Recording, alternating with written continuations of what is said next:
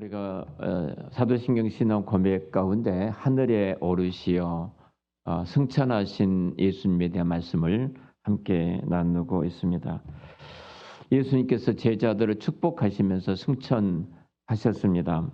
제자들은 큰 기쁨으로 예루살렘으로 돌아갔다 하고 기록이 되어 있죠. 그리스도의 승천이 예수님이 하늘에 오르셨다는 것이 우리 신앙 고백 가운데 또 이 땅을 살아가는 그리스도인 가운데 큰 주제는 결코 아닌 것 같습니다. 거의 승천에 대한 이야기를 또 승천에 대한 설교를 교회가 우리 교회도 마찬가지고요. 거의 많이 하지 못하고 듣지 못하지 않았나 싶어집니다. 예수님께서 부활하신 이후에 이 땅에 며칠간 계셨죠? 40일 동안 이 땅에 계셨죠. 그리고 제자들과 함께 감람산에 가셨습니다. 감람산에 오르셨고 그곳에서 하늘로 올라가셨던 이 엄청난 사건, 이 2000년 전에 있었던 그 감람산에서 제자들이 보는 앞에서 하늘로 세키나 하나님 영광이 임했거든요. 구름이 가리었다. 다음 시간에 생각해 보겠습니다만 이 세키나라고 하는데요. 이 영광의 구름이 가리웠다. 이 영광의 구름이랑 단순히 우리가 지금 떠 있는 이 구름이 아니에요. 그 예루살렘 성전이 완공되어지고 그 성전에 임했던 그 하나님의 영광스러운 그 구름이 그 구름이. 자, 근데 우리는 예수님 이렇게 승천하셨던 그 승천의 신앙, 승천의 신앙의 고백 가운데 하는 고백이 나의 믿음과 어떤 연관이 있는가? 또 오늘을 살아가는 우리들에게 어떤 유익이 있는가? 제가 전 시간에 예를 들었죠. 멀미를 예를 들었는데요. 진짜 그 배를 타고 멀미할 때, 차를 타고 멀미할 때 진짜 힘든 시간이거든요. 이 세상에 믿음으로 살아가는 우리들에게 있어서 멀미할 수밖에 없는 수많은 사건과 일들이 우리 앞에 펼쳐집니다. 가정에서, 직장에서, 일터에서, 전반적인 영역에서 어둠의 이 세상에 살아가는 우리들은 멀미 날 수밖에 없는 수많은 사건들이 일어나고 있는데 그 속에서 어떻게 우리 행복하게 멋지게 승리하면서 그리스도인의 삶을 살아가는가? 그 멀미 나는 우리들의 그 이 세상의 삶과 예수님의 승천과 어떤 연관이 있는가? 그 승천하셨던 예수님이 특별한 모습으로 지금 그 영광을 보여주셨거든요. 그 영광스럽게 보여주셨던 그 예수님의 승천이 오늘을 살아가는 우리들에게 어떤 멀미하면서 고통 가운데 살아가는 이 땅에 있는 우리들에게 어떤 유익이 있을까 하는 부분에 대한 것은 우리가 많은 고민이 없는 것 같습니다. 유럽에는 그래도 승천 이 기념주일이 있습니다.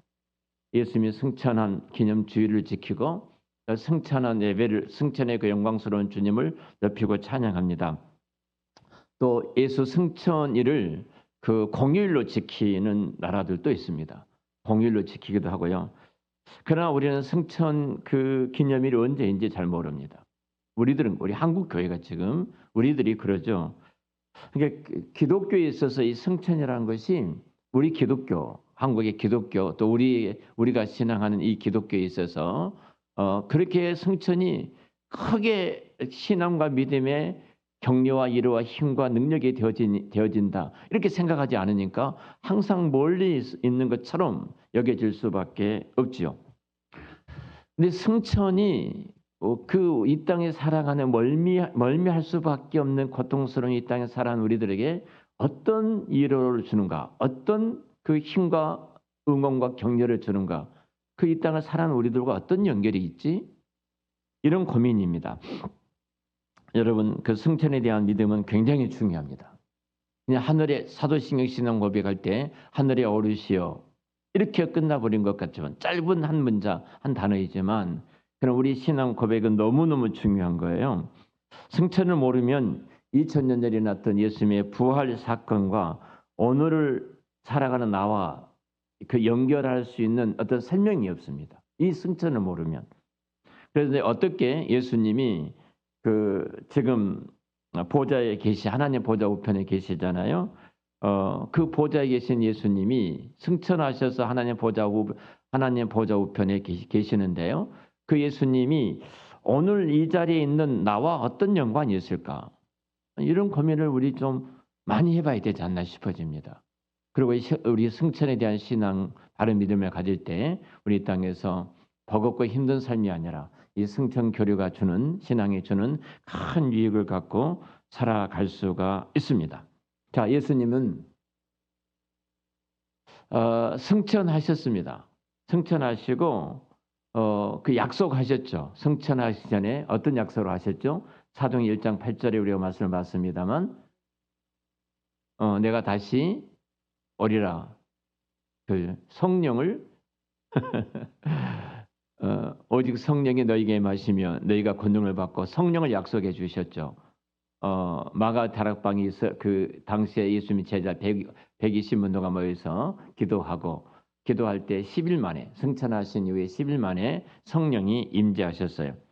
자, 승천하신 이후에 10일 만에 성령이 오셨습니다. 여러분 다 그러셨을 거예요. 신앙생활 초기 할 때는 예수님의 그 능력과 권능과 그 영광에 대한, 예수 그리스도가 어떤 분인가에 대한 말씀을 우리는 들었기 때문에 예수님이 우리 집에 계시면 좋겠다. 예수님이 어디 계신다면 내가 그곳에 찾아가 정말 예수님을 보고 싶다. 내 눈은 안 보이니까. 그 전능하신 예수님, 죽은 자를 살리시고 병든 자를 고치시고 그리고 부활하시고 승천하셨던 그 예수님이 어디 계신다면 우리는 어디든지 가고 싶은 마음이 있죠. 그분을 보고 싶고 그분을 만나고 싶고 그분을 만나서 은혜를 입고 싶고. 여러분 신앙생활 초기에요. 대부분이 많은 사람들은 눈에 보이지 않기 때문에 그 예수님이 우리 집에 계시면 좋겠다. 우리 직장과 내 사업장에 계시면 좋겠다. 우리 교회에 계시면 좋겠다. 이렇게 계시면 얼마나 좋을까.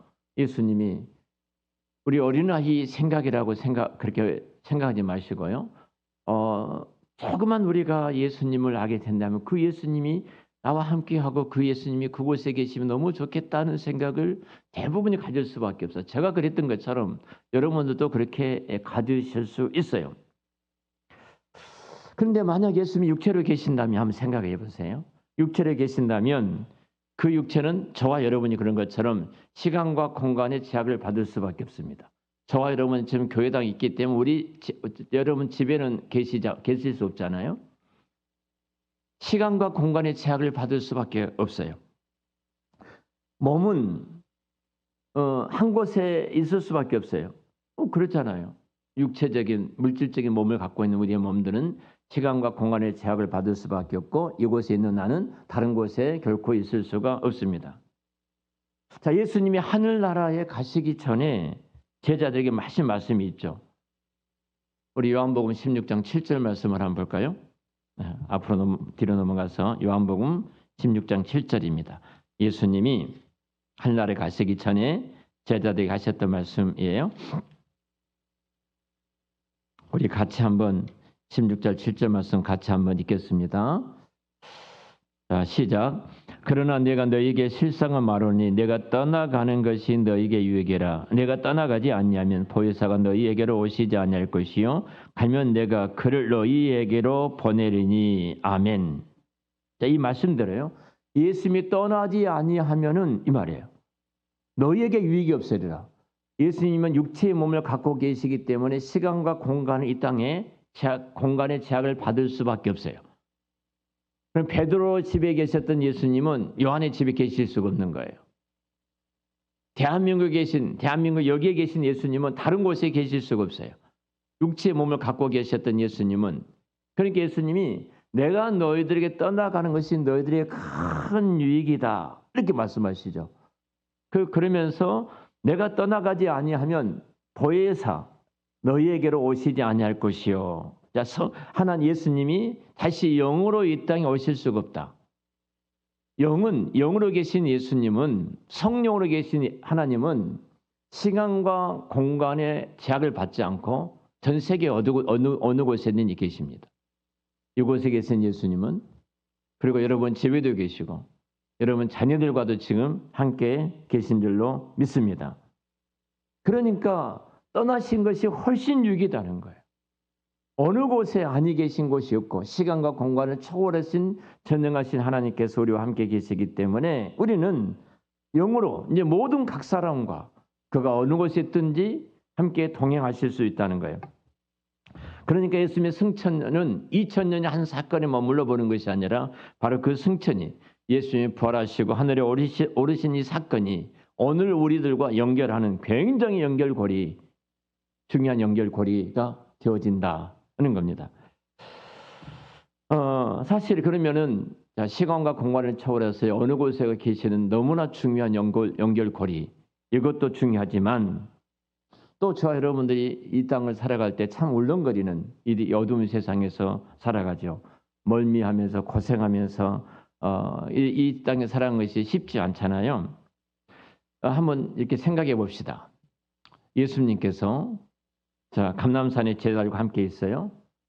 그리고 승천하신 그 예수님의 한 장면을 여러분 머릿속에 한번 그려보십시오.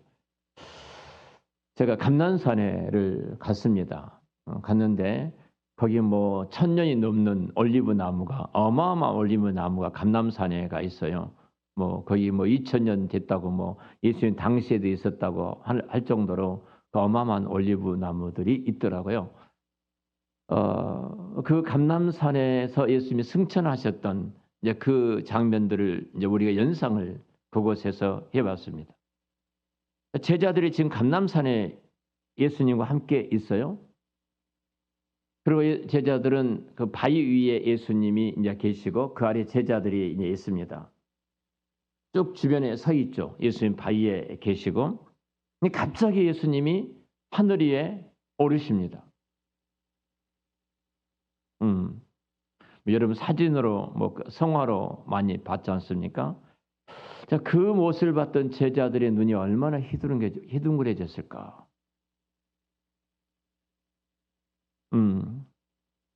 혹시 이런 생각이 들지는 않았을까? 아, 저렇게 가시면 안 되는데. 그럼 우리는 뭐야? 마치 닥쳤던 개가 지붕을 쳐다보는 것처럼 나는 모든 것을 다 버려두고 예수님을 따라왔는데, 그 부활하셔서 그 영광스러운 예수님과 있었는데 그분이 갑자기 감람산에 계시더만 40일 만에 제자들이 보는 앞에서 순간적으로 승천하신 거, 하늘에 오르신 거예요. 그럼 우리는 어떻게 해야 되지? 그런 생각이 안 들어지겠습니까? 갑자기 부모님이 떠나가시면 자녀들이 우리는 어떻게 하지? 어떻게 살지? 이런 생각이 드는 것처럼 우리 어떻게 하지? 이제 우리 어떻게 된 거야? 제자들이 그런 생각을 할 수 있지 않을까? 큰 실망하고 좌절하고 아쉬워하고 진짜 안타까워했을까?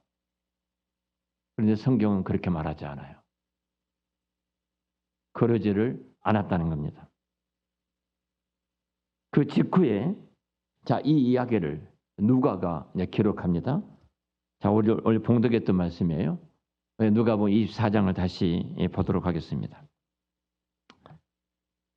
누가복음 24장을 다시 봅니다. 바로 앞에 요한복음 앞에 24장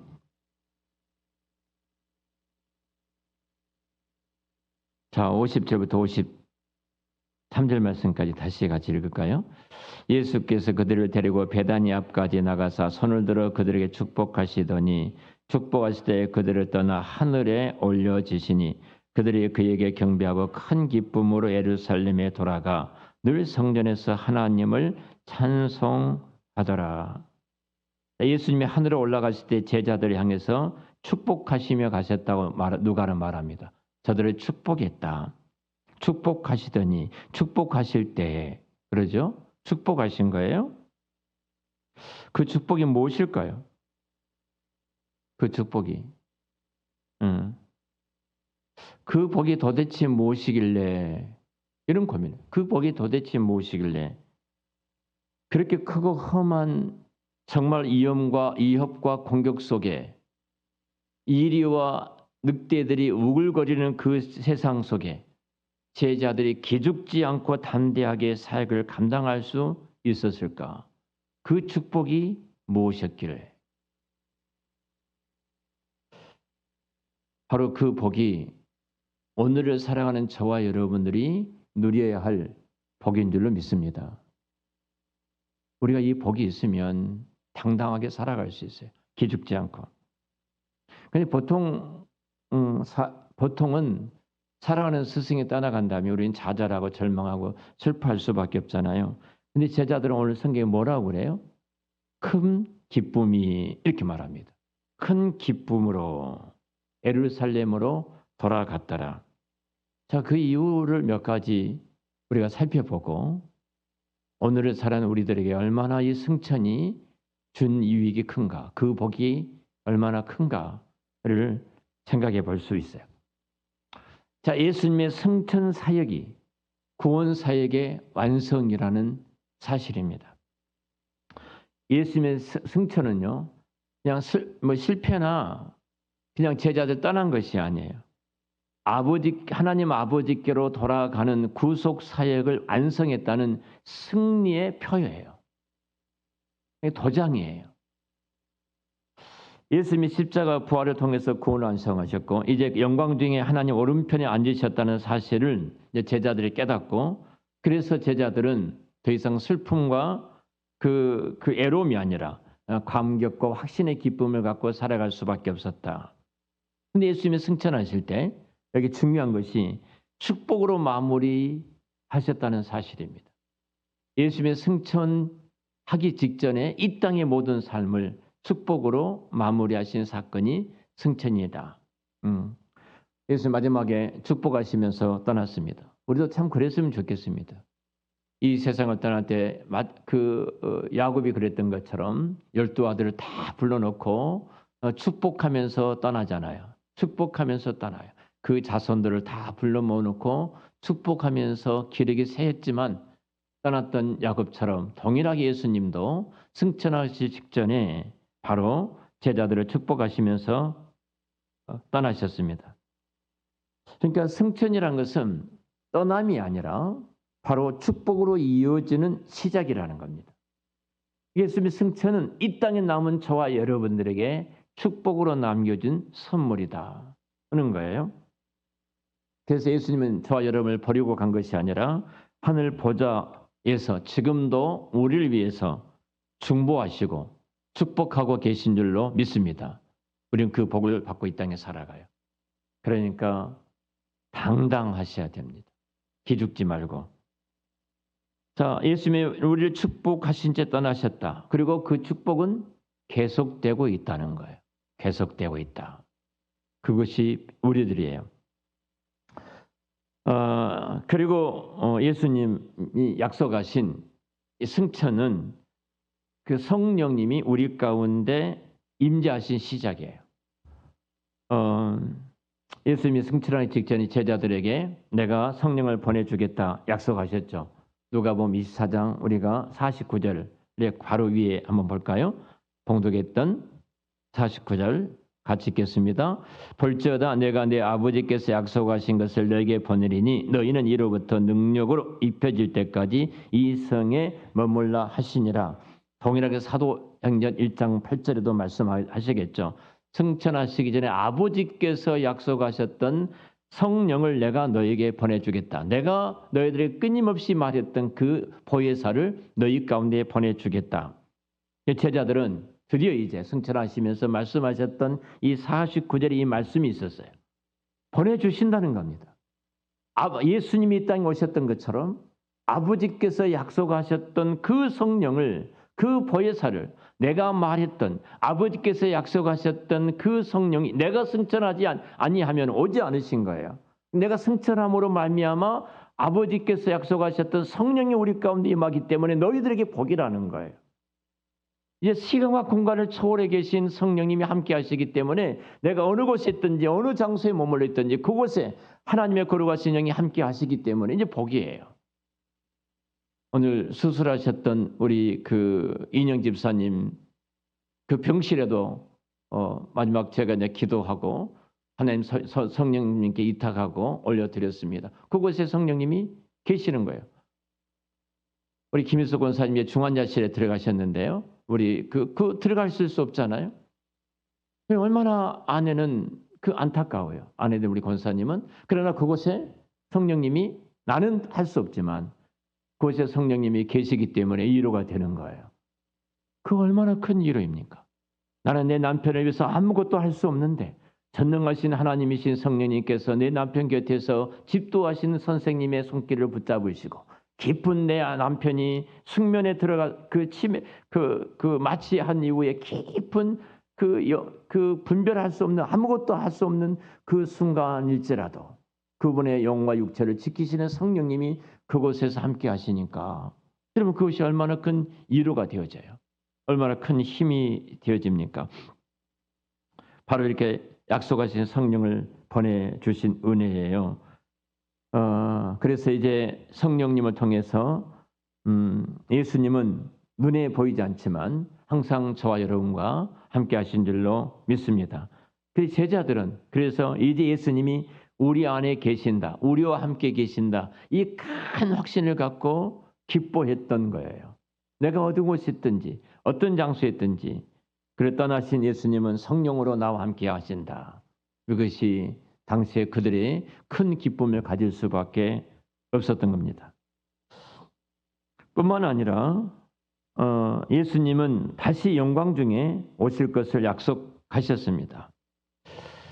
내가 다시 오실 거다. 성천의 예수님이 사라진 것이 아니죠. 우리 사도행전 1장 11절 말씀 보면은 분명히 다시 오실 것을 이제 예고하시는데요. 바로 좀 뒤로 넘어가 사도행전 1장 11절 말씀 한번 보겠습니다. 1장 11절 말씀 우리 같이 함께 읽겠습니다. 이르되 갈릴리 사람들아 어찌하여 서서 하늘을 쳐다보느냐 너희 가운데서 하늘을 올려 있으신 이 예수는 하늘로 가심을 본 그대로 오시리라 하였느니라. 아멘. 자, 제자들은 예수님 뭐라고요? 다시 오신다고 약속하셨어요. 너희 가운데 본 이 예수는 다시 너희 가운데 오리라. 이것이 소망이에요. 바로 이들이 얼마나 큰 소망입니까? 예수님의 그 승천은 재림의 약속이에요. 천사들은 이 예수는 하늘로 가심을 본 그대로 너희 가운데 오리라. 너희들이 본 그대로 너희들 가운데 오리라. 그리고 제자들은 다시 오실 예수님을 소망하고 기대하고 예루살렘으로 돌아갔던 것입니다. 예수님은 떠나셨지만 다시 오실 것이다. 큰 기쁨을 갖고 예루살렘에 돌아갔고 그들이 마가 다락방에서 10일 동안 기다리고 기도하라는 그 말씀대로 기다리고 기도할 때 성령님이 그들 가운데 임재하셨던 것을 보게 되어집니다. 승천이 주는 신앙의 유익에 대해서 제가 말씀을 함께 나누었습니다. 그 승천과 오늘을 사는 우리들과 어떤 연관이 있는가, 어떤 연결고리가 있는가 이 부분에 대해서도 말씀을 드렸는데요. 결국 예수님이 승천하지 않았다면 성령이 우리 가운데 오실 수 없기 때문에 바로 승천은 성령님 우리 가운데 임재하신 중요한 연결고리가 되어진 것이다. 그리고 제자들이 큰 기쁨을 누리는 이유는 예수님은 승천이 어떤 하늘에 올리신 것이 떠날 것이 아니라 구원의 약속이고 성령 우리 가운데 보내주셨고 또 이 땅에 우리는 늘 임재하셔 계신 성령님으로서 우리와 함께 하실 뿐만 아니라 또 재림을 소망하며 살아가기 때문에 우리들은 축복이라는 사실입니다. 결국은 이것은 복입니다. 그래서 저와 여러분들도 결론적으로 말씀을 드리면 기쁨으로 승천을 바라보시기를 축원합니다. 제자들이 그랬던 것처럼 그 예수님의 승천은 축복이다. 축복이다. 제자들이 축복하고 축복하셨던 것처럼 그 승천이 오늘을 살아가는 저와 여러분들에게는 동일한 축복이라는 사실입니다. 제자들은 승천을 슬픔으로 맞이하지 않았습니다. 오히려 예수님의 축복이고 약속이고 소망임을 믿었기 때문에 기쁨으로 찬양하고 성전에 올라가 그들이 하나님을 찬양했더라고 하는 이 아름다움을 우리에게 남겨주고 있는 것을 보게 됩니다. 우리도 같은 믿음으로 살아가시기를 축원합니다. 눈에 보이지 않아도 주님은 지금도 우리와 함께 하시며 곧 다시 오실 주님을 바라보게 하십니다. 예수님은 떠나신 것이 아니라 바로 우리와 함께 하십니다. 육체의 몸을 갖고 계실 때는 시간과 공간의 제한을 받고 계셨지만 영으로 오신 이 성령님으로 예수님은 시간과 공간의 제약이 없이 우리가 어느 곳에 있든지 어느 장소에 있든지 그곳에 함께 하시고 우리를 지키시고 보호하시고 우리를 도우시는 하나님으로서 우리 곁에 계신 줄로 믿습니다. 이 기쁨을 갖고 이 땅에 믿음으로 승리하시기를 축원합니다.